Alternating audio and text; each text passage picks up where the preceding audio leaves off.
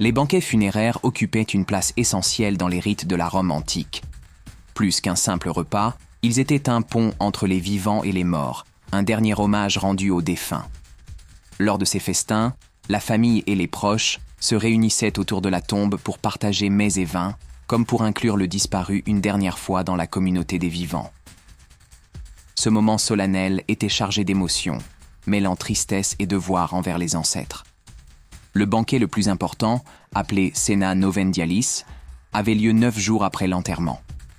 Il marquait la fin du deuil immédiat et permettait à l'âme du défunt de trouver sa place parmi les mânes, ces esprits vénérés des ancêtres.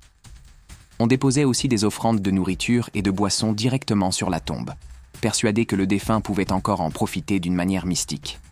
Mais ces repas funéraires ne s'arrêtèrent pas là.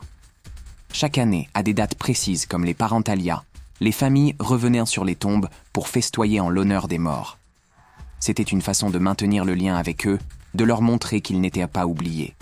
Ce culte des ancêtres, profondément ancré dans la culture romaine, traduisait l'importance de la mémoire et du respect dû aux générations passées. Ainsi, à travers ces banquets, les Romains faisaient bien plus que manger et boire. Ils perpétuaient un rite sacré, unissant les vivants et les morts dans une célébration où la mémoire et les traditions prenaient tout leur sens. Découvre l'histoire autrement. Abonne-toi, like et partage.